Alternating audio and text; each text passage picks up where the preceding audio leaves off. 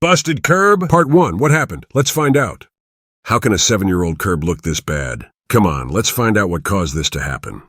What appears to be a curb is actually part of the slab. This thin groove gives the illusion that the curb is a separate piece. I was contracted to replace it.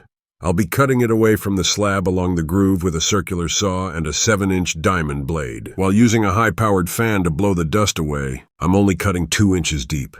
Just enough to miss the existing rebar. On the other end, with a grinder and a diamond blade, I cut down the face, the bottom, and into the lower slab to make a clean edge. On inside corners, I always drill a hole all the way through so the vibrations from the jackhammer won't cause it to crack. At the other side, I use an 1/8-inch masonry drill bit to continue cutting through so when jackhammering, it won't blow out the face. After carefully breaking up the curb and not getting too close to the slab, I used a chipping hammer with a 1.5-inch chisel to remove the remaining concrete.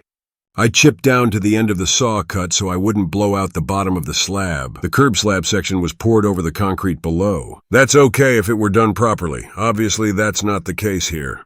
With the grinder and diamond blade, I continued to cut out the remaining concrete. After exposing the rebar and seeing how it was installed, it was obvious how this failed. Once it was all cut, I chipped out the remaining concrete and cleaned up the area. I wanted to make the length of the cut edge completely flat, with no blowouts for the expansion material. Look at all the rust on the looped rebar and continues down into the slab. When rebar rusts, it expands, puts pressure on the concrete, and it cracks. Now there are more areas for water to get in, and in the winter it freezes. Expands even more and looks like a war zone. These 3 blown-out areas are directly in front of the rebar loops. When water reaches the rebar, it immediately begins to rust.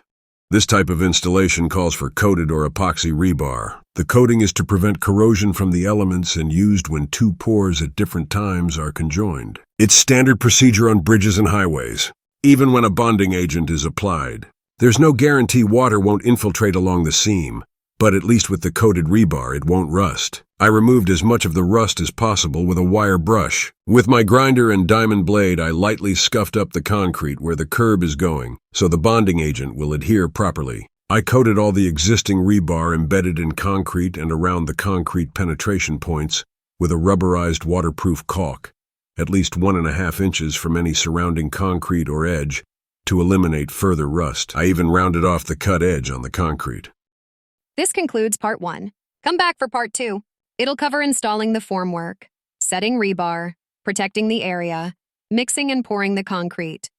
Thank you for watching. Subscribe, share, hit the like button, and comment.